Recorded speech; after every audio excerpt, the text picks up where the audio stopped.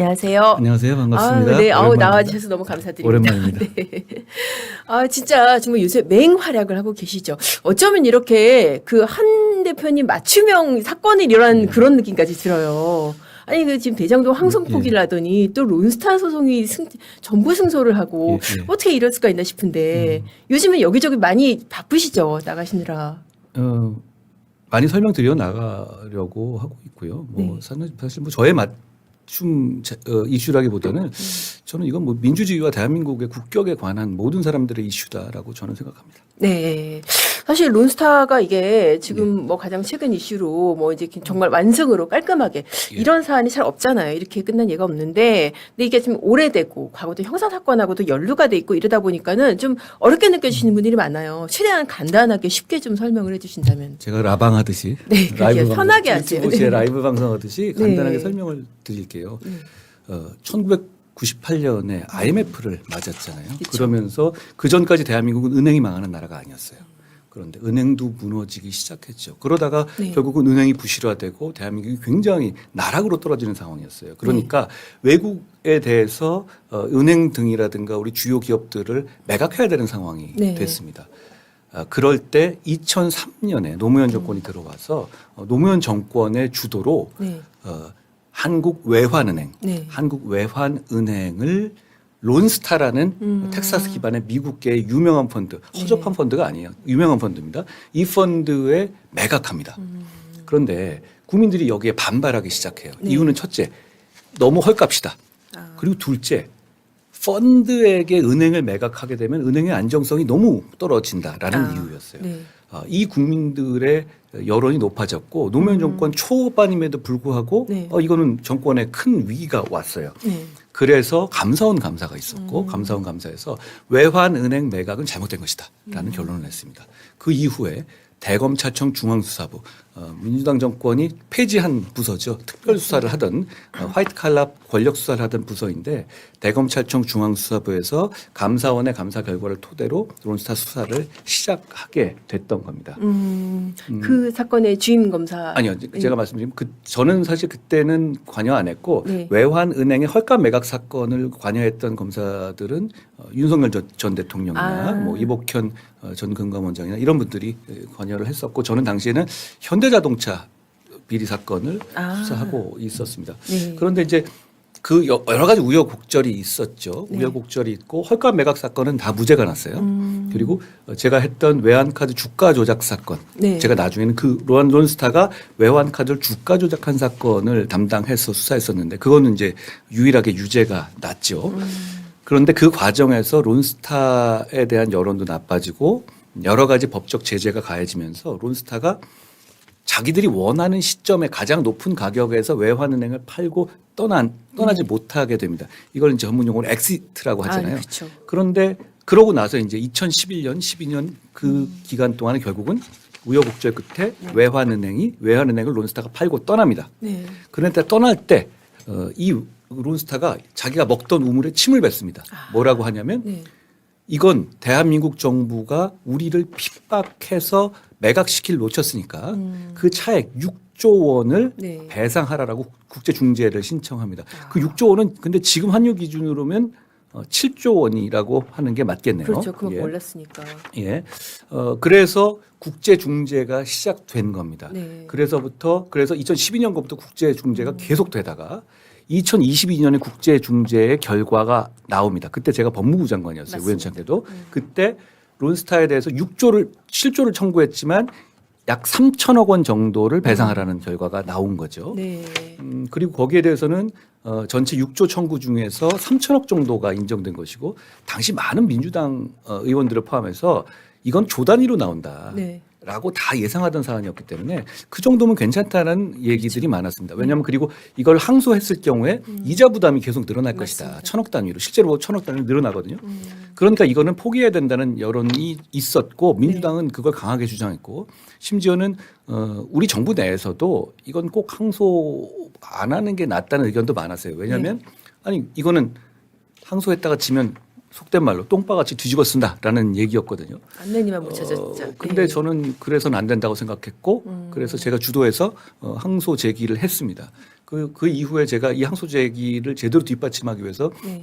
법무부 내에 이 전담하는 국제 법무국을 신설했고요. 네. 결국 그 항소의 재판이 올해 1월에 2025년 1월에 구두 변론 종결이 최종 네. 종결이 됐어요. 그리고 그 이후에 며칠 전에 네. 바로 전부 승소 판결 영원으로 하는 그 네. 영원에다가 그리고 게다가 우리가 소송 비용을 썼던 돈 중에서 72억을 받아낼 수 있게 되는 결과가 나온 것이죠. 저는 네. 대한민국 국민의 쾌거다 이렇게 생각합니다. 왜냐하면 이게 이렇게 드라마틱하게 뒤집은 전례가 국제중재 사상 없습니다. 그리고 또 네. 상대가 미국이거든요. 미국이라는 위상은 다른 원오브된 국가랑 달라요. 미국의 어떤 펀드가 다른 나라 국가를 상대로 해서 이렇게 네. 패배한 전례는 없기 때문에 저도 낙타가 바늘구멍 들어가는 승리를 대한민국이 거둔 것이다. 네. 대한민국 국민들과 함께 축하하고 싶습니다. 그 취소소송 선고기일을 잡혔을 때 어떻게 이길 수 있다라고 예상을 하셨어요? 어떠셨어요, 솔직히? 그 즈음에 이제 민주당 네. 측에서 이렇게 만들들 얘기했죠. 자기들끼리 뭐 저 아니 두고 보자. 아. 뭐 너 한번 네가 했으니까 이거 네. 한번 뭐 게다가 항소 포기 이슈를 제가 이끌어 그렇죠. 왔잖아요. 대장동. 맞습니다. 그러니까 이거 결과 나면 역공해서 한번 한동훈을 제대로 묻어버리겠다. 뭐 이런 얘기들을 많이 했죠. 저는 이 론스타 주가 조작 제가 요 국제 소송에도 관여를 했지만 사실 요 국제 소송의 핵심이 되는 론스타의 주가 조작 사건을 수사를 직접 발굴해서 하고 그리고 재판까지 했기 때문에 네. 이건 제가 이긴다. 이겨야 한다. 아. 그리고 이긴다는 말은 사실 우리 법조 알지만 100% 이기는 게 어디 있습니까? 아, 이상한 진짜, 재판도 예. 만나면 안 되는 거죠. 그런데 그렇죠. 이길 수 있다는 확신이 있었고 둘째는 이겨야만 한다는 확신이 있었어요. 그런데 네. 솔직히 결과는 사실 이게 이렇게 바뀌는 확률은 이렇게 전부 바뀌는 확률은 뭐 1%도 안 되니까요. 그렇죠. 그 결과를 막 낙관한 건 아니었어요. 그렇지만 해야 되는 일이었고 충분히 좋은 결과가 나올 수 있다라는 자기 확신이 있었습니다. 네. 근데 사실 이 소송 끝나고 나서 정말 민주당 쪽이 뭐 김민석 총리를 비롯해서 네. 그야말로 숟가락을 얻는 광경이 굉장히 좀 재미있었던데요. 뭐 새 정부 쾌거라고 하기도 하고 사실 뭐 어떻게 보면은 다 한동훈 장관이 먼저 언급이 됐는데 언급이 없었고 거기다 근데 또 정성호 장관 같은 경우에는 엊그젠가 약간 좀 태도를 좀 바꾼 것 같아요. 뭐 한동훈 장관의 가능성을 믿고 취소 신청을 한 결정, 그건 잘한 일이다. 그렇게 했는데 어떻게 뭐 이런 태도 변화에 뭐가 좀 이유가 있을까요? 어떻게 보세요? 대한민국의 승리다. 저의 승리가 아니고 네. 대한민국의 승리입니다. 저는 여기서 제공을 앞세울 생각이 없습니다. 대한민국 국민의 승리고 대한민국을 위해서 정말 좋은 쾌거라라고 생각합니다. 네. 만약에 민주당 정권이 대한민국의 쾌거다라고 했다면 저는 같이 박수를 쳤을 겁니다. 거기다가 더 말하지 않았을 거예요. 제가 이 승소 소식을 듣고 첫 번째 냈던 SNS 메시지를 뭐 바로 찾을 수 있을 텐데요. 대한민국이 론스타에 승소했다. 한동훈이 승소한 것도 아니고 전 정부가 승소한 것도 아니고 민주당 정권이 승소한 것도 아니고 대한민국이 이겼다라고 했습니다. 그게 저의 네. 지금까지 같은 입장이에요. 네. 그런데 문제는 다음 민주당 정권이 발표하는 걸 보고 아연실색할 수밖에 없었어요. 그렇죠. 나와서 마치 자랑하듯이 쭉 줄 서서 병풍 치고 나와서 뭐라고 했냐면 김민석 총리가 새 정부의 쾌거다. 그리고 다른 민주당 정치인과 민주당 측 논객들이 이재명 정부니까 된 거다. 이런 식의 얘기를 쫙 해놨어요. 네. 그건 사실 사실과 다른 거잖아요. 저는 만약에 제가 이걸 바로 잡지 않았으면 민주당 정권 지금 전국 방방 곳곳에 이재명 정부의 승리다라는 플랜카드 붙였을 겁니다. 뭐 하든지 뻔하잖아요. 그러니까 근데 문제는 그게 어느 정도 얘기가 되면 모르겠는데 너무 사실과 다른 것이죠. 네. 민주당 정권은 제가 이 항소 제기를 하려고 할 때 정말 강력하게 다양하고 집요하게 반대했습니다. 그리고 항소 소송이 제기되는 과정 중에서도 네. 이자 늘어나고 있다. 너 네 돈 낼 거야 라면서 조소하고 조롱했어요. 그런 자료들이 많이 남아 있잖아요. 이렇게 얘기했죠. 한동훈 네 돈 낼 거야? 사실 이게 제일 아픈 거예요. 공무원들한테 야, 네 돈 낼 거야? 네가 이자 비용 네가 낼 거야? 이게 사실 공무원들한테 압박이 되거든요. 그렇죠. 그리고 한동훈의 자기 장사다. 한동훈의 국민을 상대로 한 희망 고문이다. 한동훈은 대역죄인이다. 뭐 이런 얘기들을 그러면서 근거 없는 한동훈의 근거 없는 자신감이다. 이러면서 개인을 공격했거든요. 저는 그때 우리 이 논의하는 우리 수사가 아니라 이 항소 여부를 논의하는 팀들도 굉장히 위축되잖아요. 그렇죠. 어차피 그리고 이건 사실 우리 입장에서는 선방한 거기 때문에 거기서 안 해도 손 털어도 되죠. 네. 손 털어도 박수 받고 나올 수 있는 거였어요. 맞습니다. 근데 우리 스태프들한테 저는 이렇게 얘기했어요. 아니 뭐 그러면서 심지어는 뭐라고 했냐면 이거 지면 너네 배임이다. 물어내라. 이렇게까지 했어요. 제가 그때 회의에서 이렇게 했습니다. 이거 배임 가지고 문제되면 내가 감옥 간다. 우린 이건 어차피 책임지겠다. 해야 될 문제인 것이고 한번 가자라고 네. 이거 안 한다는 얘기는 우리 더 이상 얘기하지 말자라고 했던 기억이 납니다. 그렇게 방해를 하는 과정이 그냥 말뿐이 아니었어요. 민주당은. 그 민주당은 최근에 보면 제가 한 역할을 어떻게든 축소해 보려고 이렇게 얘기하잖아요. 법무법인 태평양이 공이고 네. 법무법인 태평양에 무슨 민주당 정치인의 남편이 뭐 공을 세웠다 이런 얘기를 하면서 막 인터뷰를 하잖아요. 맞아요. 요새 실거진을 많이 띄우더라고요. 법무법인 보니까. 태평양이 물론 그건 수임을 받고 할 일은 한 것이지만 열심히 했습니다. 저는 그걸 높이 네. 평가해요. 그런데 민주당은 그 얘기하면 안 됩니다. 왜 그러냐면 민주당은 지금 태세 전환해서 태평양 잘했다 이러지만 민주당은 저를 상대로 그리고 우리 법무부 실무진들을 상대로 태평양을 잘라라. 태평양을 해임해라. 이 소송에서라고 강력하게 주장했던 집단입니다. 아니 왜 그랬어요? 그 이유가 뭐였냐면 이 꼬투리를 잡았어요. 당시에. 이용우 의원 네. 등등 송기호 뭐 이런 지금 뭐 네네. 자그마치 무시무시하게 경제 안보 비서관입니다. 저는 그런 분한테 우리 경제와 안보를 맡길 수 있는지 민주당에게 생각해보라라고 말씀드리고 싶어요. 근데 그분들이 논리는 이거였어요. 태평양이 법무법인 태평양이 하나은행을 대리하면서 론스타 사건에 대해서 의견을 언급한 게 있는데 그게 정부에게 불리한 내용들이 포함되어 있었다. 과거에. 네. 그런 이유로 이거는 이해 충돌이니까 태평양을 해임해라. 네. 태평양을 선임한 게 잘못이다. 이걸 집중적으로 공격하고 정부에다가 이 공개 정보 자료 공개 청구를 하고 질문을 하고 공개적으로 제가 페북에도 올려놨는데 그런 자료가 굉장히 많습니다. 실질적으로 보면 근데 그게 어떤 꼬투리는 될 수 있는 얘기잖아요. 그렇죠. 그러니까 사실 우리 입장에서는 좀 되게 아픈 부분을 찌르는 거였어요. 그러면서 항소에는 태평양 쓰면 안 된다. 근데 우리 아시다시피 기존에 해온 어떤 경험이 있잖아요. 그럼요. 그걸 바꿔요? 네. 그러니까 이거는 한마디로 말해서 네. 져라 고사 지내는 거거든요. 그렇죠. 근데 저는 이 논리로 태평양을 계속 지키고 유지시켰어요. 뭐라고 제가 했냐면 저는 이제 이 론스타 사건을 직접 네. 계속 다뤄보니까 디테일들을 모래알같이 알고 있거든요. 태평양은 과거에 론스타가 이제 그 외환은행의 1대 주주였어요. 네. 그러니까 2대 주주가 뭐냐면 올림푸스 캐피탈이라는 다른 펀드였어요. 올림푸스 캐피탈을 대리해서 론스타 상대로 해서 국제중재에서 승소한 경험이 있습니다. 론스타가 국제중재에서 그 당시까지 패소한 유일한 사례였거든요. 그러면 론스타를 상대로 이겨본 경험이 있는 펌이었어요. 놓칠 수가 없네요. 그러면. 써야 되지 않겠습니까? 네, 저는 그래서 역시 이것도 네. 강하게 지켜야 한다고 제가 강력하게 주장해서 네. 민주당은 자르라고 하는데도 이거 막아냈습니다. 그런데 지금 와서 민주당이 태평양의 공이라고 이 사람들은 정말 얼굴에 철판을 깐 것 아닙니까? 태평양이 정말 말을 못하지만 정말 저는 여기에 대해서 민주당이 이걸 같이 박수를 치거나 가만히만 있었으면 민주당의 공이라고 인정하겠습니다. 그런데 민주당은 정말 끝까지 져라 고사 지내고 너 지면 너 죽일 거야 라는 식으로 행동해오지 않았습니까? 그러네요. 직전까지도. 네. 그렇다면 지금 와서 갑자기 약팔러 김민석 총리가 나온다? 이건 좀 너무한 거예요.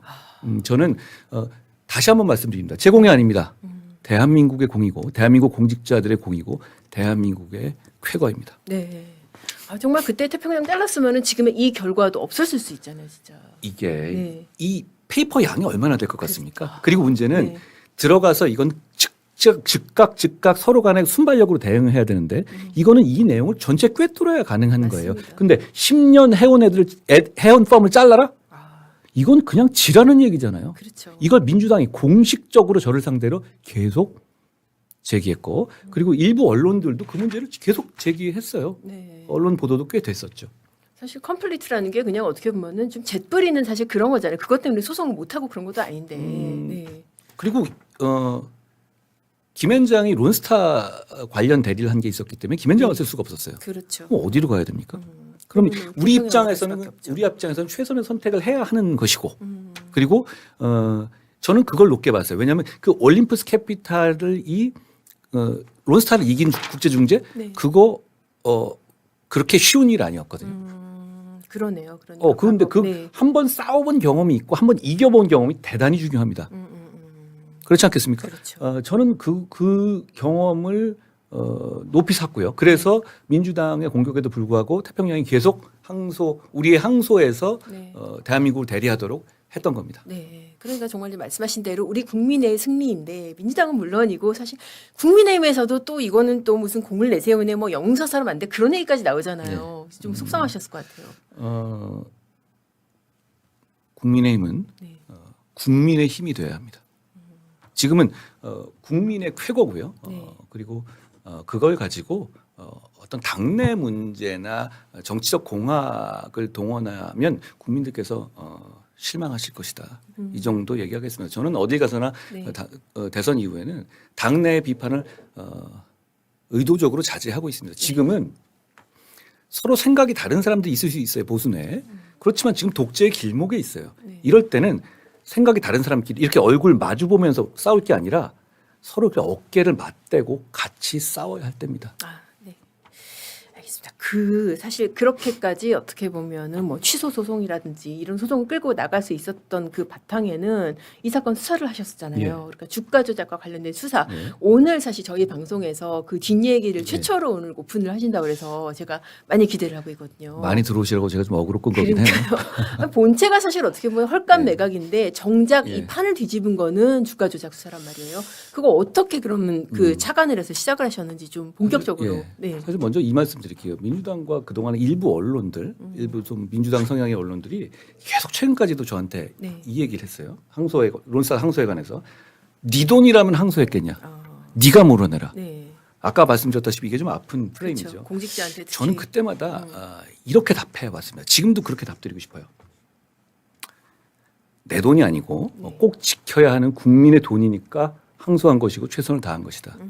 우리 공직자들의 마음은 그런 것이었다라는 대답을 이 자리를 빌어서 드리고 싶습니다. 네. 외환카드 주가 조작 사건은 뭐 좀 긴 주저리 얘기 같은 건데 어차피 이거는 전문 방송이기 때문에 제가 좀 길게 설명을 드려볼게요. 제가 대선 자금 수사 끝나고 유학을 갔어요. 유학을 갔다가 미국 유학 갔다가 돌아와서 그때 제가 지금 보니까 33살 때네요. 2006년 초에 대검찰청 중앙수사부 중수 1과에 파견됐어요.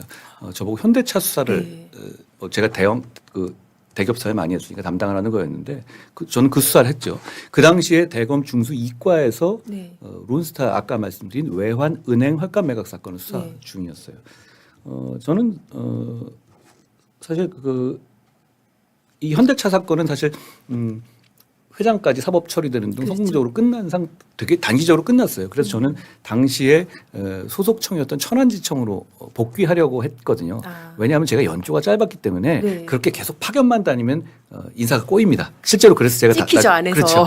엄청 찍혔죠, 사실 그때 그래서 네. 이런 일화도 있었잖아요. 제가 뭐 법무부 가야 되는데 부산으로 날아가서 우리 윤 대통령이 저를 뭐 위로해줬다 이런 얘기 맞아요, 이게 바로 맞아요. 이 얘기예요. 그러니까 제가 거기서 복귀를 했었으면은 다음에 그냥 소위 말하는 엘리트 코스로 갈 수 있었는데 네. 제가 그러니까 초반에 엘리트 코스를 간 게 아니에요.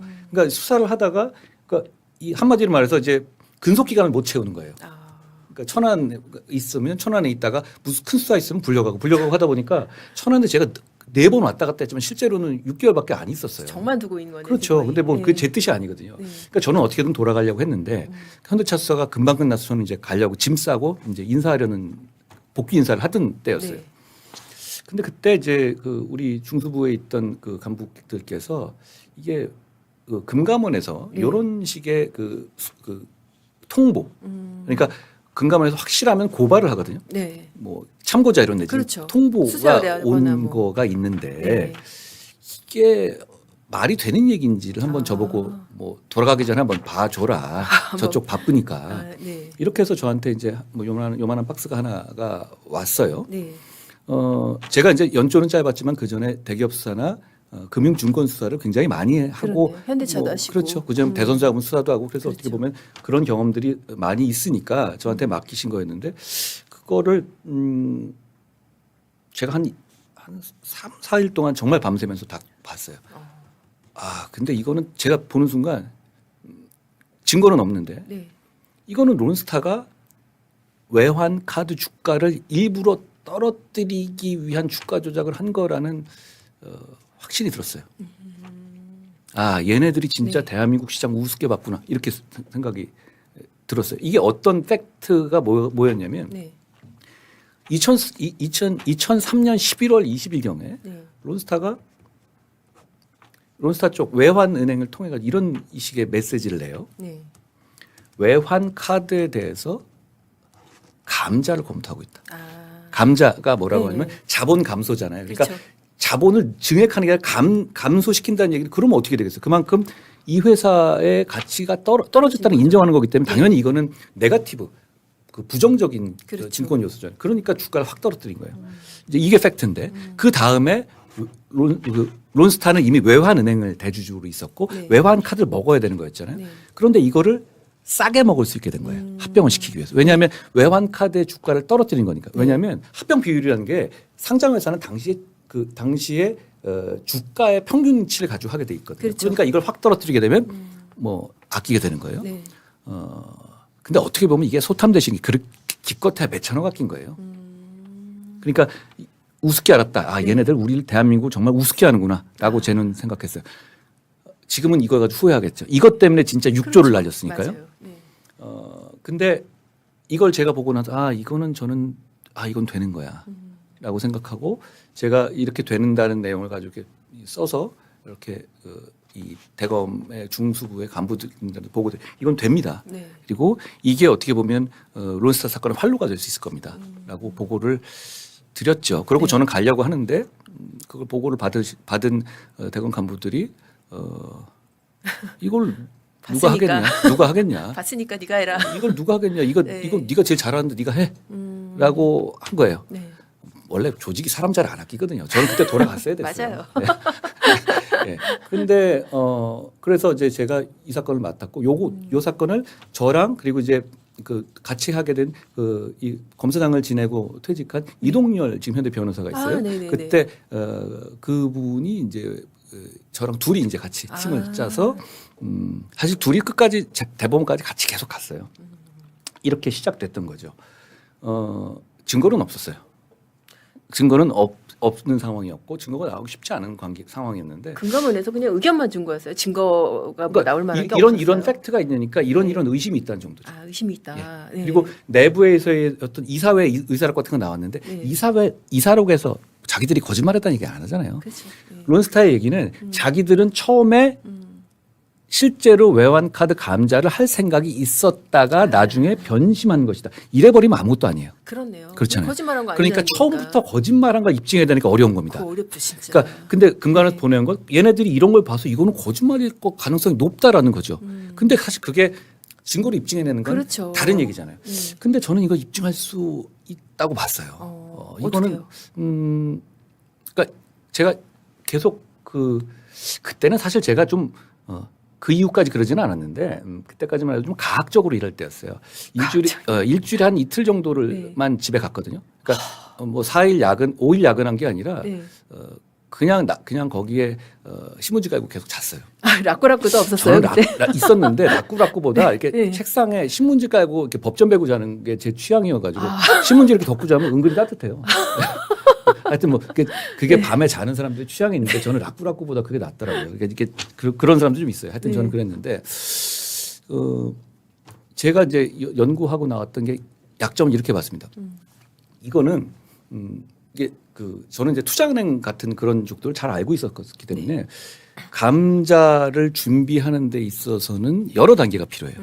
로펌도 들어가야 되고 그리고 아이뱅크, 인베스트먼트 뱅크라고 하죠. 그쵸, 투자은행이라고 해요. 그런데 이 IB가 이런 사람들이 여러 가지 단계가 있어요. 그리고 론스타는 좀 속된 말로 학고방이 아닙니다. 그러니까 미국에서도 굉장히 그러니까 예일대나 이런 데에서 펀딩하는 곳이에요. 그리고 미국의 정관계 인맥도 굉장히 강한 곳이에요. 텍사스잖아요. 부시 인맥도 관계 있고요. 그런데도 대관이 굉장히 센가 보네요. 굉장하죠. 그러니까 여기는 뭐 미국 정부를 사실 네. 상징하는 정도의 힘이 있다고요. 그러니까 그렇게 큰 데기 때문에 그렇게 네. 작게 돌아가는 데가 아니기 때문에 이거는 어떤 움직일 때 뭔가 액션들이 있어요. 그러니까 저는 만약에 이게 진짜로 감자설을 갔다면 네. 아이뱅크에서 제대로 분석했을 것이다. 그리고 그 과정들에서 분명히 얘들이 뭔가 나올 것이다라고 네. 저는 생각했어요. 그러니까 대체로 그때까지 수사 방식은 어땠냐면 그 론스타에 대해서는 론스타 뭐 앞서 몇 번 했을 겁니다. 옆 네. 그 중수이과에서 그리고 외환은행, 외환카드 이 정도였죠. 그렇죠. 딱 예상되는 딱 요 정도인데 네. 저는 이래가지고는 이거는 매번 해봤자 그만이고 이건 다 치워놨겠죠. 그렇죠. 그럼 이미 이런 게 있었으면 다 봤겠죠. 그러니까 왜냐하면 저쪽에서 중수이과에서 해놓은 압수물들을 제가 봤거든요. 네. 거긴 뭐가 없었어요. 그런데 저는 딱 이렇게 생각한 거죠. 그 당시에 이거 아이뱅크다 역시. 네. 근데 아이뱅크가 이 투자은행이 어디였냐면 지금은 이름이 바뀌었어요. 살로몬 스미스 반이라고 네. 유대계 아주 대형 아이뱅크였죠. 근데 그것을 당시 최대 기업이었던 시티그룹이 인수한 상태였어요. 그러니까 시티 마켓 증권이라는 이름으로 사명이 변경됐지만 시티그룹 산하에 있는 그 아이뱅크였던 그 거죠. 시티증권 압수수색이 그거였군요. 그겁니다. 그게 사실은 살로몬 스미스 바니의 네. 압수수색이에요. 그래서 저는 거기를 공략해야 됐다고 생각했어요. 근데 사실 그게 영장이 나올지도 좀 애매한 데다가 그러니까요. 법원에서 영장 뭐 안 내줄 것 같은데. 외교적인 문제. 근데 이거는 준비를 많이 했죠. 충분히 설득할 수 있게 네. 이것만 보겠다.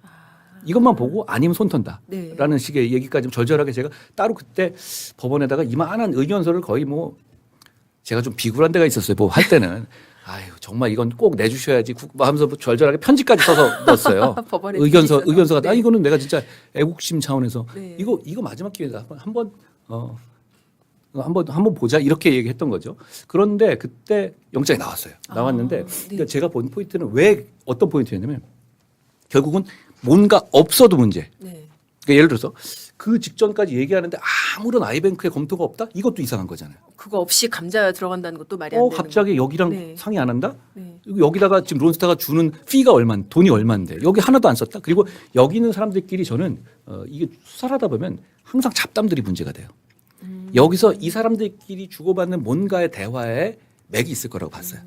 비웃거나 이거 진짜 이 대한민국 시장은 정말 이런 게 먹히네. 이런 거 있잖아요. 잡담의 흔적을 어떻게 찾아요? 지금처럼 카톡이 있는 것도 아니고. 그 당시 근데 살로몬 스미스 바니 그러니까 시티 정도 되는 회사는 모든 내부 대화를 보존합니다. 아 그래요? 모든 고객과의 대화를 보존해야 합니다. 그게 왜냐하면 나중에 소송의 대상이 될 수도 있거든요. 그렇구나. 그러니까 그게 그런 그 내부 룰이 있어요. 네. 당연히 그런 룰들이 우리나라의 회사는 2006년만 해도 안 그랬었는데 네. 이거는 미국 최대 회사잖아요. 그러니까 저는 미국 룰대로 제가 그리고 그 미국 유학을 가면서 미국 변호사를 하고 왔거든요. 네. 그런 관점이 확실히 다르다는 걸 알았어요. 미국 회사법 내에서는 항상 이 문제가 되고 차이니즈 월이라고 서로 벽을 쳐놔야 되고 그러다 보니까 우리는 개인 보호 차원에서 개인 임해 같은 거를 많이 보존하는 걸 꺼리지만 미국은 그런 거 없어요. 나중에 소송 대비해서 무조건 다 갖고 옵니다. 그런 결국은 그 담당자들이 주고받은 이메일과 자료가 핵심이라고 봤어요. 그렇군요. 들어가서 그걸 확보했는데 네. 당시에 이제 뭐 지나갔으니까 미국이니까 이건 실명 얘기도 되는 문제입니다. 명예훼손 안 걸립니다. 미국인들 스카도라는 분이 담당자였고 그리고 파키스탄계 국적은 파키스탄이었지만 미국 사람이죠. 샤리아 치스티라는 분이 담당이었어요. 그러니까 뭐 지금 이름도 다 기억하세요. 저는 이 사건에 대해서는 네. 꿈에도 나옵니다. VP라고 하잖아요. 보통 네. 그런 바이스 프레지던트라고 하지만 그쵸. 그게 뭐 부회장이라는 뜻은 아니고 아이뱅크에 있는 좀 일정 인차지라고 하는 그런 그룹들이에요. 네. 근데 이분들이 핵심이라고 봤는데 이분들의 이메일과 이분들의 자료를 봤는데 제가 아직도 기억납니다. 그거를 보통 이제 압수수색을 해오잖아요. 그러면 네. 그거를 가지고 이제 봐야 되죠. 다 영어 자료잖아요. 근데 바로 모르는데 밤에 제가 밤에 계속 보고 있었어요. 근데 네. 저도 그때가 기억나는 게 막 그냥 펄쩍펄쩍 뛰었던 기억이 나요. 뭐 이동열 그 당시 옆방에 있었는데 형 이거 나왔다고 했던 기억이 납니다. 그 새벽이었는데 네. 어떤 내용이었냐면 이메일에 이게 나온 거예요. 얘네들끼리 서로 간에 네. 일정을 조정하는 거예요. 무슨 일 하는데 그 중에 한 명이 뭐라고 얘기를 하냐면 네. 감자를 영어로 캐피탈 리덕션이라고 하거든요. 네. 우리 캐피탈 리덕션 KB가 이제 KB라고 하죠. 그러니까 네. 그 외환 카드, KB 카드, KBC라고 하는데 네. KBC 하는 거 이제 우리 좀 준비해야 되는 거 아니야? 이렇게 이제 실무자가 부른 거예요. 그랬더니 이 사람들이 뭐라고 얘기하냐? Capital reduction is off the table 이렇게 얘기합니다. 바로 그 시점에. 네. 그러니까 그 말한 직후입니다. 네. 외환은 그 론스타가 외환 카드 감자서를 흘린 직후에 바로 딱 그 시점에 Capital reduction is off the table. 저는 이건 스모킹건이라고 봤어요. 오프 더 테이블. off the table 뭐냐면 논외다. 그렇죠. 그러니까 그건 신경 쓸 필요 없어라는 얘기예요. off 그러네요. the table. Capital 이 말이 딱 있는 거예요. 네. 저는 이거는 야, 됐다고 생각했어요. 이건- 그럼 저는 솔직히 예. 뭐 펄쩍펄쩍 뛰었어요. 옆에서 옆방에서 사실 이 이동열 당시 이제 검찰 연구관이 좀 이렇게 졸고 있었는데 자고 네. 밤 새벽이었어요. 근데 일어나 보라고 제가 이거는 지금 이게 번역하자면 그런 거예요. 그러니까 제가 이제 쉽게 예, 제가 지금 예. 이해하는 식으로는 우리 그거 감자 해야 되는 거 아니야? 그러니까 상대방 그거 아니야. 그거 아니야. 너 뭔 소리 하니? 이런 얘기예요. 그거예요, 예, 진짜. 예, 예. 와, 진짜 정말 전율이 왔을 것 같은데요. 그렇죠. 그래서 그거가 네. 됐다고 보고 그다음에 수사를 한 거죠. 그다음에 이제 스카도 그리고 네. 샤리아 치스 이런 분들 조사하는데 조사 잘 응하지 않죠. 외국인들이. 근데 그렇죠. 준법 정신에서 좀 차이가 있어요. 사법 그쪽은 사법 방해에 관한 어떤 부담감 그런 그런 죄들이라 이런 게 있고요. 관에 대한 부담감이 있어요. 그래서 검찰이라도 그렇죠. 그렇죠. 그리고 거짓말한 거. 그리고 문제는 또 내부적인 어떤 책임 추구 네. 이런 게 있기 때문에 이분들을 불러서 제가 여러 차례 조사하면서 이 두 분 스캇과 이 샤리아 이분한테 자백을 받았어요. 야, 예. 그 힘든 게 사실 고의의 입증, 의도의 입증인데. 그렇죠. 왜냐하면 그거를 이게 어떻게- 앞쪽에 네. 자기들이 생각 없었다가 나와야 되는데 네. 이게 스모킹건이 문자가 있고 그리고 이 두 분들을 잘 제가 오랫동안 잘 여러 가지 얘기를 했어요. 하면서 설득을 시키신 거예요. 뭐 설득이고 그렇죠. 결국은 두 분한테 네. 뭐 약간의 뭐 프리즈너스 이 딜레마이기도 한데 네. 여기 따로 이렇게 얘기하게 되면 각자의 입장들이 있잖아요. 그쵸. 그러니까 한 명이 좀 얘기하고 한 명이 조금 얘기하고 한 명이 조금 이렇게 하다 보니 결국은 둘 다 그 의미를 그거는 나는 캐피털 리덕션 가능하다고 생각하지 않았다라는 얘기를 두 분한테 이제 인정을 받은 거죠. 여기까지 이렇게 해가지고 수사는 뚫린 겁니다. 네. 그래서 그 다음에 이제 론스타는 존 그레이 캐넌 회장이 있고 앨리스 쇼트라는 부회장이 있고 네. 마이클 쇼트 그리고 스티븐 리라는 사람 이렇게가 다 핵심. 외우시네. 예. 여기인데 한국의 책임자는 폴 유라고 유해원이라고 이미 부른 외국인입니다. 알죠. 네네. 폴 유입니다. 실제로는 그 폴 유를 네. 구속영장 조사한 다음에 저희가 구속영장을 청구했어요. 그렇죠. 당연히 나와야 되지 않겠어요? 자백까지 받았는데. 그렇죠. 네. 근데 이제 그날도 기억나는 게 네. 저는 술을 안 하잖아요. 다른 분들은 잘 됐다 하고 이제 약주 한 잔씩 하러 가셨어요. 맞습니다. 근데 새벽 3시, 딱술 마실 4시까지 날인데. 네. 3시, 4시까지 안 나오는 거예요. 그러면 약간 기분 이상하잖아요. 이상하죠. 그때까지만 늦어지면 하더라도. 이상한 거예요. 그래서 근데 4시에 기각이 나는 거예요. 근데 그게 이런 사실 그 법조에 지나간 네. 얘기지만 이런 식의 분석들이 많아서요. 당시 언론을 보면 당시 이용훈 대법원장께서 골드만삭스를 대리한 적이 있었어요. 변호사 때. 그쵸. 그게 이제 네네네. 론스타랑 관련된 일이었거든요. 그래서 그런 문제가 서로 알려지고 이러면서 나름대로 굉장히 검찰과 대검과 검찰과 법원 사이에 알력이 좀 네. 있었던 그런 면이 맞아요. 있었어요. 네.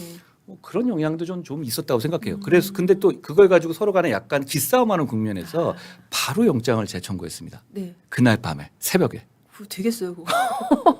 그러니까 어차피 안 될 거라고 네. 이런 입장이면 안 될 거라고 보여드리기 위한 거죠. 네. 그런 다음에 기각되고 나서 총 이제 첫날 첫 번에 영장 기각된 거 포함해서 4번은 영장을 기각을 당했어요. 이런 전례가 잘 없죠. 그건 이제 지금 거의 신문 한 면 다 털어가지고 이제 검찰 그때도 그만 털어서 들어갈 것 같은데. 나왔죠. 근데 이제 명분이 워낙 셌기 때문에 어. 그때는 약간 양비론 같이 나왔었죠. 그런 다음에 그 폴 유를 불구속 기소를 하고 나머지 이제 사건들을 이렇게 했죠. 근데 재판 과정이 제가 그다음에 이제 제가 아까 말씀드린 인사 꼬였다 그랬잖아요. 그러니까 이제 보통 이제 저 정도 연주되는 법무부에 들어가는 게 이제 검사들의 희망이에요. 보통 이제 몇 학년 때였어요, 그때가? 제가 중앙지검 서울지검에 있다가 네. 천안지청 그때는 대선자금 때문에 파견돼 있었는데 대검 네. 어차피 천안지청 있었고 그다음에 이제 미국 유학 갔다 오고 네. 딱 요때 이제 법무부 들어가거든요. 요때 이렇게 이쁘장한 애들 데려간다고요. 근데 저는 그렇게 이쁘장한 애가 아니었죠. 그런데 그 정도 연조였죠. 근데 그때를 놓치면 좀 이렇게 밀리거든요. 그래서 이제 그때 제가 부산으로 간 거예요. 평검사. 그때 평검사 부산이 그렇죠. 그때였구만요. 그거예요. 네. 근데 부산에서도 제가 일주일에 이틀을 계속 서울을 와야 했어요. 네. 한 번은 현대자동차 직관 회장 재판, 네. 한 번은 론스타 재판이었던 거죠. 론스타 주가 조작 재판이었던 거죠. 그러니까 그때는 좀 고달팠어요. 계속 올라오고 하는데, 근데 그걸 뭐 두 번 장난 아니죠. 근데 그걸 이제 이게 조직이라는 게 이렇잖아요. 그걸 제가 하는 걸 잘 몰라요. 그냥 이 재판은 알아서 돌아가는 거죠. 근데 열심히 했어요 그때는. 근데 그렇게 재판을 굉장히 열심히 했어요. 그리고 재판이 얼마나 치열했냐면 이게 돈이 얼마나 걸린 재판이 6조, 7조가 걸린 재판이잖아요. 변호사가 몇 명 들어오겠습니까? 엄청나죠. 한 20명 앉아 있는 거예요. 그 어떻게 들어가셨어요? 이쪽에선 검찰은? 저하고 이동열 둘이 들어가는 거죠. 누가 있어요? 진짜요? 그건 다른 사람 들어봤자 소용없는 게 내용을 모르잖아요. 이걸 다 알아야죠. 그러니까 저는 이 말씀 드리고 싶어요. 네. 공판과 수사를 분리한다고요? 그럼 그렇게 이런 사건에서 전혀 모르는 검사가 들어가는 거 이길 수 있겠어요? 택도 없죠. 변호사들 땡큐네요 그러면. 진짜. 뭐 네. 완전히 농락하는 거죠. 그러니까요. 이렇게 돈이 걸리는 재판이니까 정말 재판이 치열했어요. 그러니까 심지어는 어땠냐면 보통 아침 10시에 시작하잖아요. 그렇죠. 10시 재판을 시작하는데 제가 그날이 기억납니다. 스카도하고 스카도를 증인신문하는 날이었거든요. 근데 외국인이잖아요. 네. 외국인인데 들어오기 쉽지 않고 본인이 들어오고 싶겠어요. 그러니까 안 들어오려고 하죠. 근데 제가 잘 하루만 이래가지고 그 다음 날 나가는 조건으로 법원한테 얘기해서 들어오게 한 거예요. 왜냐하면 잘 아시다시피 조서만 가지고는 안 되잖아요. 그렇죠. 그러니까 이 사람이 반대심을 받아야 되는데 제가 뭐 얼르고 달랬어요. 아니 이렇게 되면 너 민사 책임 우리가 건다. 뭐 이렇게 하면서 사실대로만 얘기하면 된다. 그래서 이제 스카도가 들어와서 재판했는데 10시에 증인심 한 번이니까 서로 간에 이제 아주 칼을 갈고 왔잖아요. 그렇죠. 10시에 증인신문이 시작됐는데 다음 날 새벽 4시 반에 끝났어요. 그리고 증인신문이요? 밥을 한 번 먹었어요. 와. 그냥 한 바퀴 돌았어요, 그냥. 와. 그래서 4시 반에 이제 별 보고 나오는데 저는 이제 4시 반에서 다음날 부산지검 출근해야 되잖아요.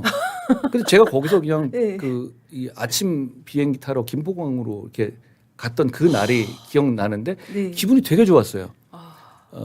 스카도가 증언을 정말 잘했거든요. 그렇게 힘들게 와가지고. 화끈하게 해줬습니다. 실제로 이게 어떤 의미인지. 심지어는 어떤 정도까지 가냐면 이게 워낙 돈이 많이 걸리니까 이게 제가 영문법 학자까지도 모실 정도였어요. 의견서로 뭐냐면 아까 우린 저의 이 핵심 스모킹 건이 캐피탈 리덕션 오프 더 테이블이었잖아요. 오프 더 테이블의 의미를 가지고 진짜를 붙는 거예요. 오프 더 테이블이라는 게 너무 당연한 아니 영어 사전을 봐도 안 나오는 건데 그만큼 절박한 거예요. 그러니까 어떻게 보면 판사만 속이면 되는 거니까 오프 더 테이블이라는 말 자체가 이거는 이제 논외다. 그러니까 이건 당연히 한다는 저죠. 이런 식의 변론을 상대해서 하는 거예요. 마치 대장동 그분이 누구냐 뭐 그거 아니에요? 비슷하죠. 아니 근데 이게 되게 쉬운 얘기 같은데 이거 방어 안 하면 이거 넘어가요. 맞아요. 아니, 그래서 그걸 가지고 뭐 영문 학자들 막 갖다가 제가 받아내고 막 전화하고 그랬던 기억이 납니다. 굉장히 치열하게 갔고요. 샤리아 치스티 증언도 역시 비슷하게 갔지만 그분도 이제 제대로 해놓은 거죠. 그러고 나서 1심이 유죄가 났어요.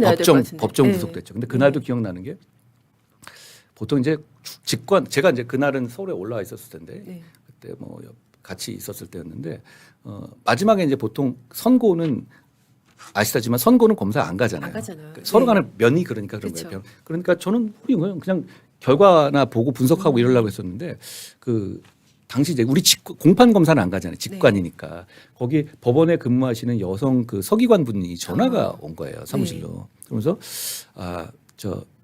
부장님, 그러니까 재판장님께서 검사님 도장 갖고 오시랍니다. 이렇게 한 거예요. 도장. 야, 역시. 그게 무슨 의미인지 아세요? 그 법정 구속하니까 구속 지휘할 수 있는 도장을 검사 도장을 갖고 있는 거예요. 제가 그때 참 이게 정의가 실현되는구나 하면서 그랬던 기억이 납니다. 그렇게 우여곡절 그때 1심에서 어렵게 징역 5년 났을 거예요. 굉장히 중요한 거였어요. 세게 나왔네요. 근데 그게 이제 한 명의 5년의 문제가 아니라 론스타 전체가 이제 타격을 입히는. 그러니까 유죄가 났던 게 그게 처음이었거든요. 그런데 우리나라 정말 만만하게 봤을 텐데 2심에서 진짜 허망하게 재판 몇 번 안 하고 갑자기 전부 무죄가 나와요. 약간 저기 선거법 사건하고 비슷한 느낌인데요. 황당했죠. 어떻게 별로 몇 번 하지 않았어요. 네. 뭐 증인 새로 부른 것도 아니고. 그냥 해석으로 막 뒤집은 거예요. 그렇죠. 신빙성 믿을 수 없다 뭐 이런 그런 식으로. 이유로 그리고 뭐 네. 이러지 않았을 가능성도 있고 네. 이렇게 갔죠. 그 재판도 혹시 뭐 재판부랑 뭐 관계 있는 거 아니에요? 또? 뭐 하여튼 재판에서는 네. 그게 무죄 쓸 거란 기미조차 없었거든요. 근데 무죄가 났어요. 네. 근데 그러고 나서 이제 대법원 상고를 했죠. 네. 근데 여기도 이런 말씀 드리고 싶어요. 이런 거 항소 포기하고 상고 포기해야 됩니까? 아니잖아요. 정의가 실현되지 않잖아요. 네. 상고했죠. 그래서 그 대법원에다 굉장히 많은 서류를 제가 그때도 부산에 있을 때였는데 굉장히 많은 서류를 써서 네. 냈어요. 막 근데 대법원이 이걸 유죄 취지로 파기환송을 했어요. 진짜 정말 약간 네. 반전의 반전이 네. 이번 선거법 사건 약간 비슷한 드라마틱했죠. 느낌이 들어요. 그래서 네. 유죄가 확정됐어요.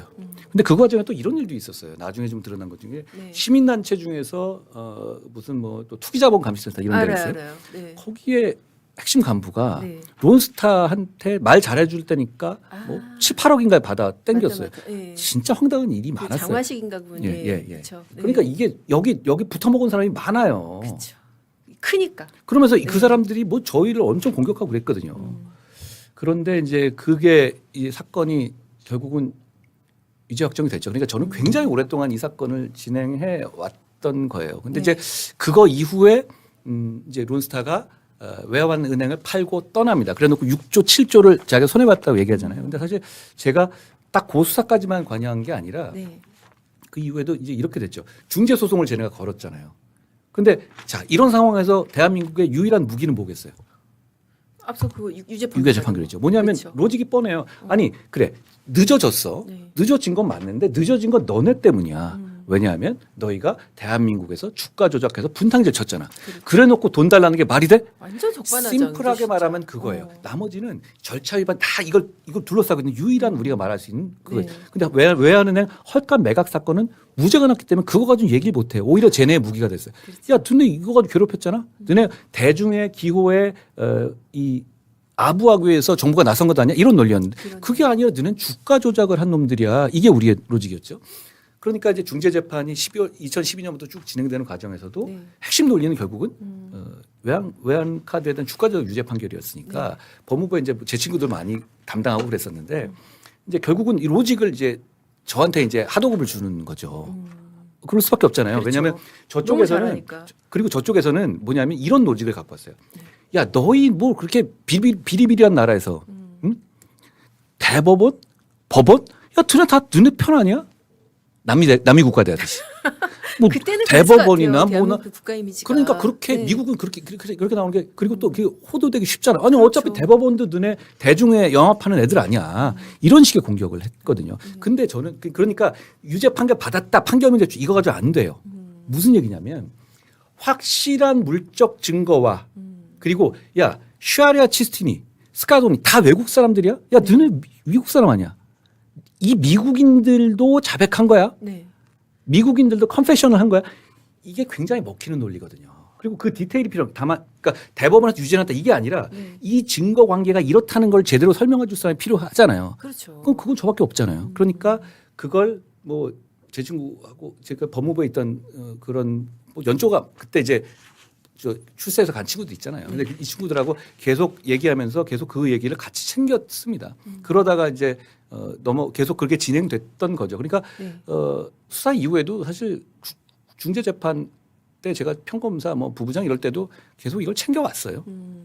근데 그러다가 이제 네. 장관이 됐는데 이걸 다시 만나니까 야 이게 저는 운명 같은 거를 잘 안 믿는 편이에요. 근데 이거는 진짜 내가 몸을 던져서 이거 막으라는 운명 같은 게 있는 건가 이런 생각이 들더라고요. 장관 때 그 국제 이 중재 소송을 제가 이렇게 다루게 되다 보니 그러니까요. 수십 년을 네. 따라다니는 거네요, 진짜. 그러니까 2006년부터니까 네. 이 첫 번째 기소가 언제였냐면 2006년 11월 20일이었어요. 오늘이 며칠이죠? 딱 오늘이네요. 그러네요. 똑같대요. 진짜. 네. 근데 20년이에요, 딱. 네. 20년 그때 제가 33살이었고 지금 제가 52, 셋 이렇게 된 거잖아요. 근데 네. 그 얘기도 생각나네요.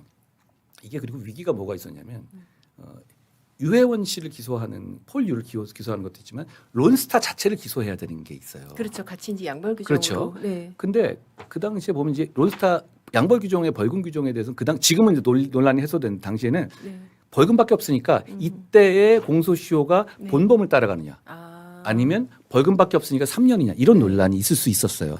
근데 솔직히 우리는 이 싸움에 너무 집중하고 있어서 구속영장 4번 까이고 막 이런 거. 그래서 이 생각 못 했는데 어느 순간 갑자기 이거 시효가 어떻게 되지? 갑자기 생각한 그게 바로 10월 11월 20일이었어요. 마지막 날이었어요. 진짜요? 왜냐하면 감자설 유포한 게 11월 20일이에요. 네. 그러니까 이게 마지막 날이었어요. 네. 그래서 마지막 날 그냥 되게 그냥 론스타만 해서 확 기소했던 네. 그런 사실 위기도 있었어요. 오늘 11월 21일 딱 20년 전입니다. 딱 20년 전이네요. 그러니까 진짜. 그 기소는 네. 2006년이고 네. 오늘이고요.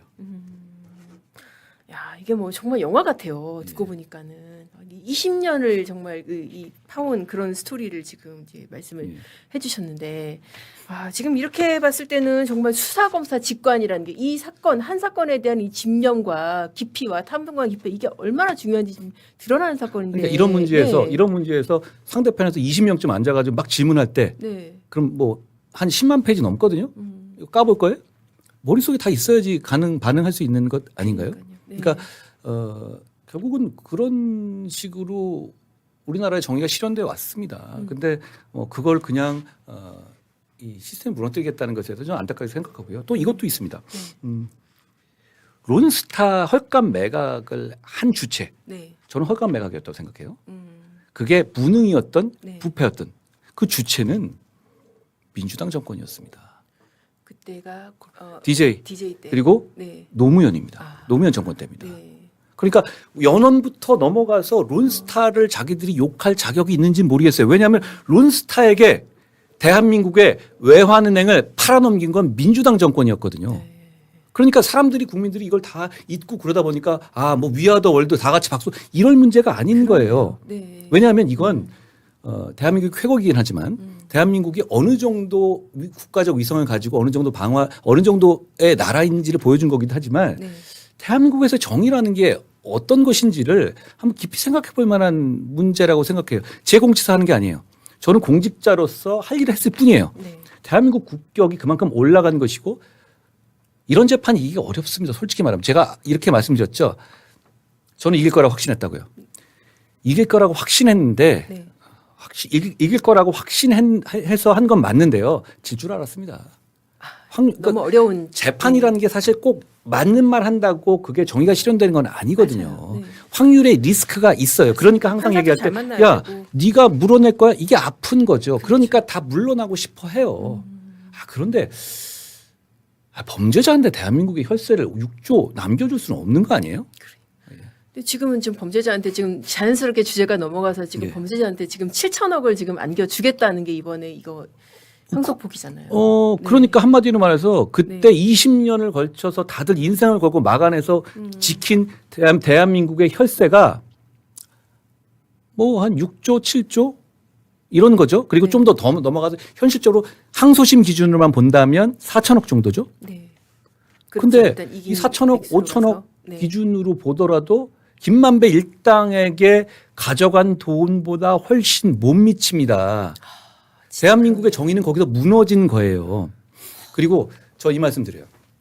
자꾸 액수 어쩌니 그렇게 말하죠. 첫째, 그럼 4천억이니 2천억이니 3천억이면 괜찮다는 얘기예요? 무슨 말 같지도 않은 소리였죠. 그리고 둘째, 이 손해액을 이렇게 봐주십시오. 네. 김만배 일당이 이 대장동 사업에서 얼마를 가져가야 합니까? 그걸 기준으로 보면 되는 겁니다. 자, 지금 민주당에서 얘기하는 이만큼에 줄였다는 얘기는 그만큼은 김만배 일당이 가져갈 자격이 있다고 말하는 거예요. 그러니까 여기서 난 이익이 총액이 7,800입니다. 억입니다. 네. 근데 그 중에서 민주당은 계산 잘못했다. 계산 다시 하면 이건 2천억, 3천억 손해다.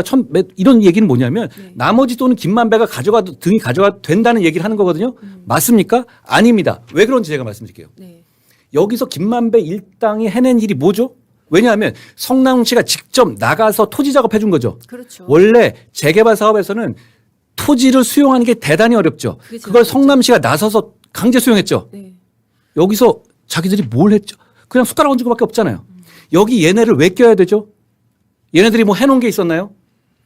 없었습니다. 그냥 얘들이 대장동 일당, 이재명 대통령 등 일당과의 관계 때문에 온 거잖아요. 그렇죠? 직접 해도 되는 거였어요. 그런데 여기서 난 그리고 이거는 7,800억은 그 헐값에 땅을 수용당한 성남 시민들의 고혈이에요. 그걸 김만배 땅이 다 가져가야 하냐?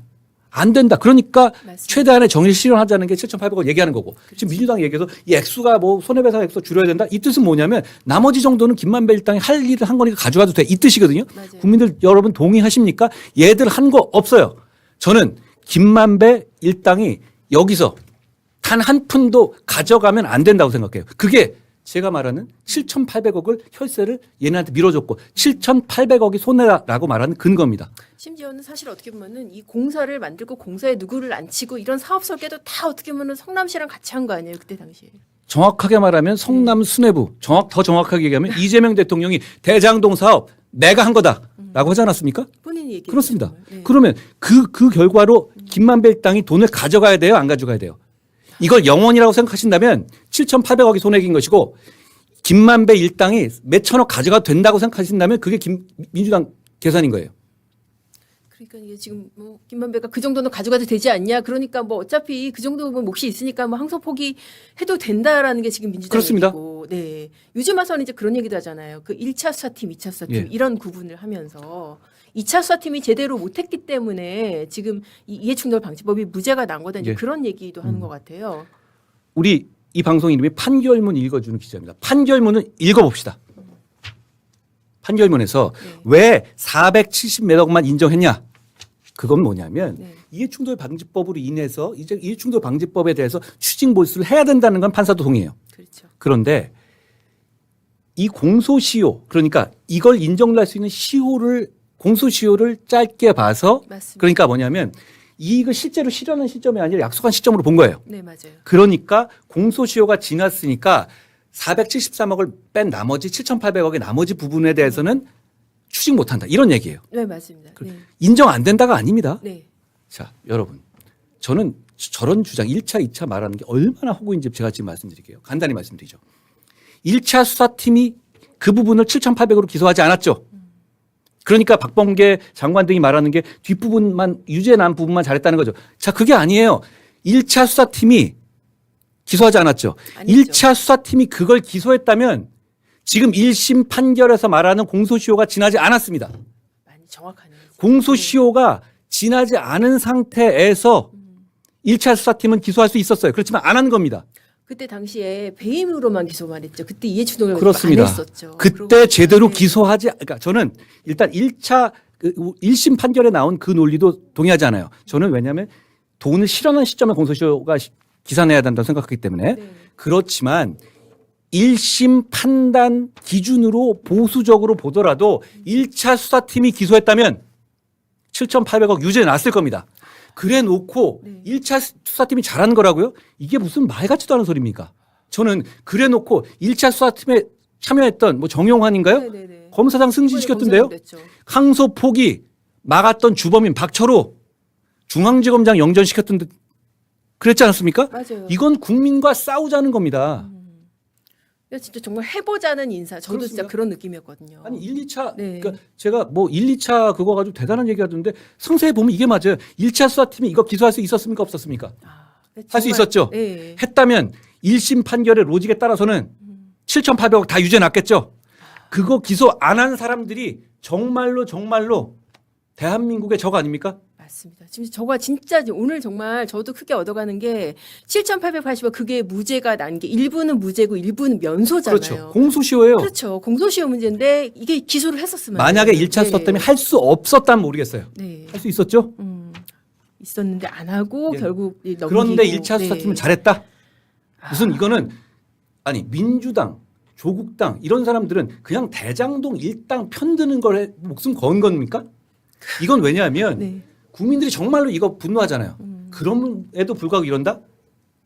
정말 생존의 위험을 느끼는 것이다.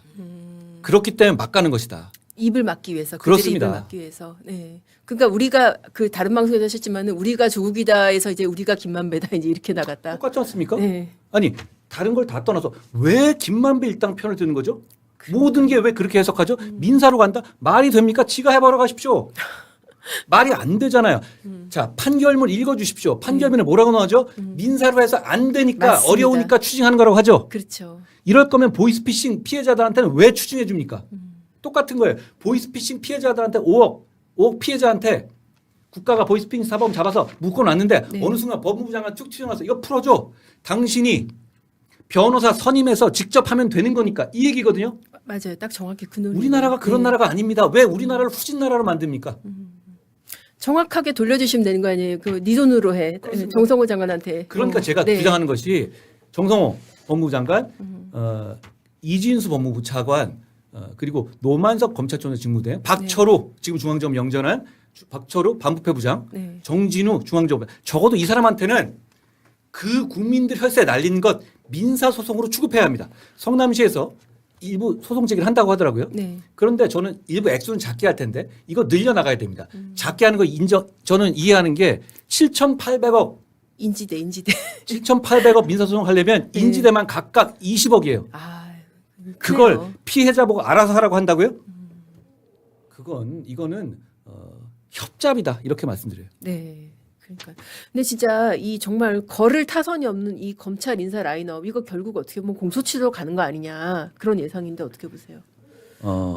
제가 네. 이런 말씀 드리고 싶어요. 제가 이렇게 말씀드렸죠. 이게 독재로 가는 길목이다. 네. 독재로 가는 길목. 양 기자님 말씀처럼 네. 이거 대충 넘어가고 국민들께서 잊어주잖아요. 네. 그럼 공소 취소갑니다. 똑같은 방식으로. 네.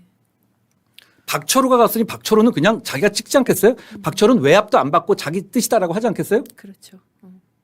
그러려고 보낸 거예요. 그러면 사법 시스템이 무너집니다. 저는 이걸 옹호하려는 민주당 정권 인사들한테 차라리 돈을 받아 처먹어라. 뇌물을 받아 처먹어라. 이렇게 얘기하고 싶어요.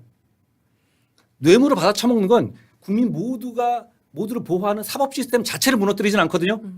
그런데 이렇게 공소 취소하고 항소 포기시키면 우리 모두를 지켜주는 사법 시스템을 무너뜨리는 겁니다. 저는 이게 이런 독재의 길로 가는 길목이라고 생각해요. 여기서 우리가 머릿수 작다고 징징거릴 때가 아니에요. 어떻게 싸워야 다 같이 돼요, 뭉쳐서 네. 여기서 우리가 제대로 싸우면 명량 대첩의 울돌목이 되는 거고요. 이 길이. 여기서 잘 못 싸우면 네. 백제 패망한 황산벌 되는 겁니다. 저는 힘을 모으자는 말씀 드리고 싶어요. 그리고 모 인사들이 당내에서도 이런 얘기하죠. 왜 네가 싸우고 왜 네가 토론하자고 하냐. 그렇죠.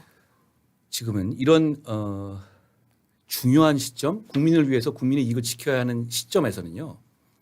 백의종군이라도 해야 하는 겁니다. 누구라도 나와야 하는 것이죠. 그럴 때 어떤 작은 차이를 가지고 진영 싸움 그리고 작은 차이를 가지고 서로 마주 보면서 네. 누가 옳으냐고 싸움하지 할 게 아니라 이럴 때는 서로 진짜 지켜내야 할 공통의 목적을 가지고 어깨를 맞대고 같이 싸워야 합니다. 네. 저는 그래야 한다라는 말씀을 드리고 싶어요. 이게 사실 어떻게 보면은 오랜 동안 진행해온 빌드업이라는 생각이 들거든요. 네. 그러니까 직관 금지하고 그렇죠. 검사가 할 수 있는 일을 점점 줄여왔잖아요. 그러다가 결국 정말 생각도 못하는 사이에 이렇게 진짜 이 항소 포기까지 나가는데 뭐 결국 이제 검찰 없어질 거 염두에 두고 지금 저렇게 하는 거잖아요.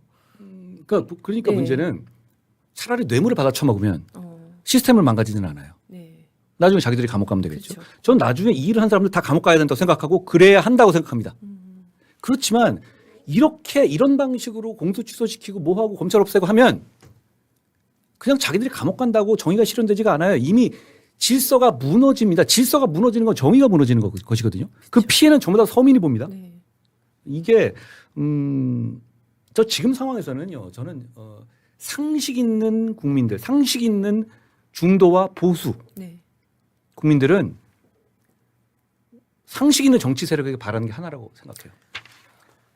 자리 싸움하지 말고 같이 어깨 맞대고 싸워달라. 네. 지금 왜냐하면 숫자가 적다고 안 싸울 겁니까? 그리고 이 말씀을 하는 분도 있어요. 정권 초반이니까 너무 그렇게 각서하면 안 돼. 정권 초반에 전쟁 나가면 안 싸울 겁니까? 의병 안 할 겁니까? 저는 지금 결기를 보여야 된다고 생각하고요. 그리고 자리 얘기하는 사람들이 있어요. 자리가 네. 국민의 마음을 얻는 게 아닙니다. 애국심 결기 그리고 열정이 국민의 마음을 얻는 겁니다. 저는 우리 모두가 지금 백의종군이라도 해서 함께 나서야 할 때다라고 당대표, 생각합니다. 원내대표여야지 이런 얘기를 하고 이런 자리에 나설 수 있는 게 아니잖아요, 정말. 네. 그래서 이제 혹시 이거 하나만 여쭤볼게요. 사실 법무부 장관 하시면서 검수 완박을 했다가 사실 검수 원복을 일부 하셨잖아요. 근데 지금 이렇게 뭐 검찰을 없앤다라고 하는데 정말 없어질지, 그리고 없어진다고 하면은 이게 복원이 가능할지 그거 어떻게 보세요? 제대로 된 상식적인 국민을 위한 정권이 들어서면 이건 복원해야만 합니다. 왜냐하면 그때까지 엄청난 국민의 피해와 불편이 있을 겁니다. 그렇죠. 힘 있는 사람들은 솔직히 더 좋습니다. 자기가 잡혀갈 확률이 드라마틱하게 줄어들기 때문이죠. 그렇지만 검찰이 없어져서 법률 비용 더 들고 네. 그리고 피해 당해도 포기하는 그런 대다수 국민들은 정말로 정말 큰 고통을 겪을 거예요. 이걸 바꿔야 합니다. 네. 바꿀 수 있습니다. 그렇지만 저는 그 바꿀 때까지 국민들이 겪어야 할 고통이 너무 안타까워요. 네. 자, 우리가 법조에서 보십시오. 피해가 몇천 났어요. 그런데 자기가 변호사 선임해서 자기가 해결해야 된다. 변호사 비용이 꽤 되죠. 그럼 어떻게 됩니까? 주변에서 아서라 그렇죠. 포기하죠. 그냥 포기하죠.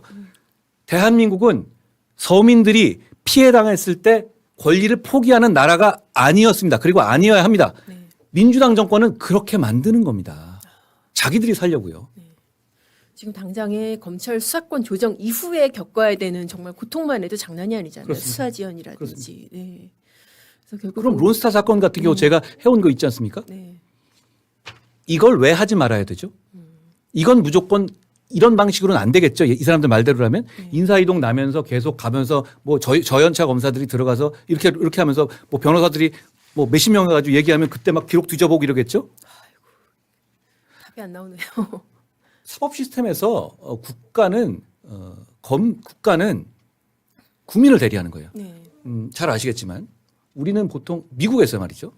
미국에서 미국의 검찰이 기소하고 누구 상대로 하고 이렇게 이름을 쓰잖아요. 미국에서는 예를 들어서 무슨 뭐 상대가 저 오제이 심슨이다. 레브리 뭐 그러면 이런 식으로. 그렇죠. 그런 식으로 네. 형사 사건에서 그런데 검찰이 기소하는 사건은 뭐라고 붙이는지 아십니까? 그 법정에서 뭐라고 얘기하는지 아십니까? 프로세큐터 이렇게 얘기하는 경우도 있지만 더 많은 경우가 있습니다.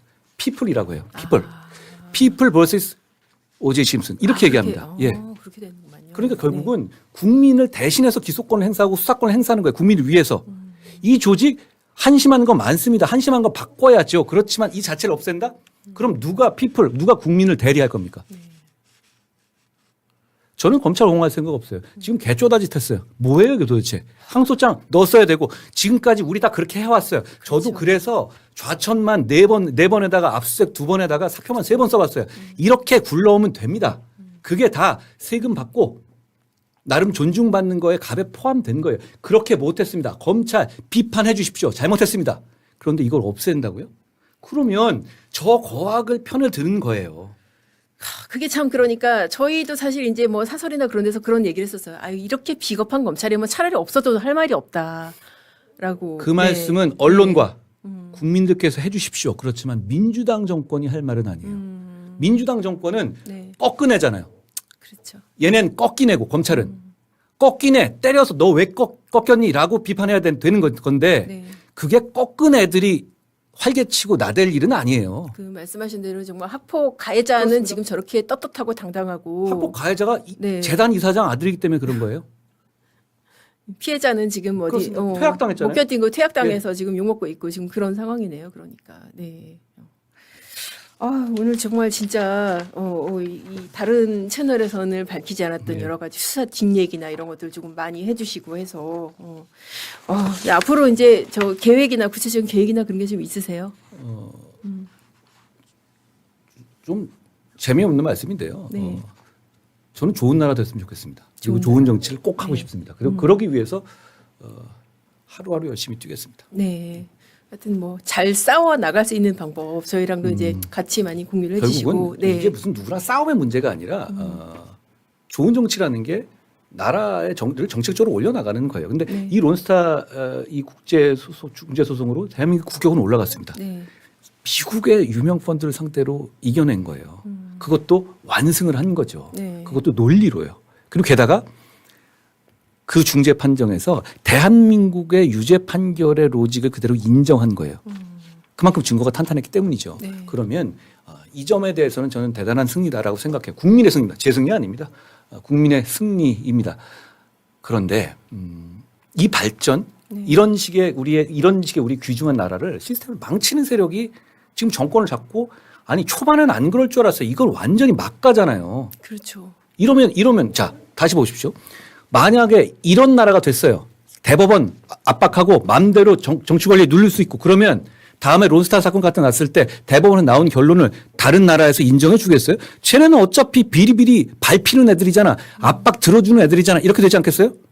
우리나라는 그런 수준 나라 아닙니다. 그런 수준 나라에서 해서는 안 됩니다. 그런 수준 나라가 되지 않도록 대한민국 정치인의 한 사람으로서 어느 자리에 있던 최선을 다하겠습니다. 네. 알겠습니다. 앞으로 이제 활약 잘 지켜보고요. 앞으로도 종종 이렇게 기회 되시면은 네. 고맙습니다. 좀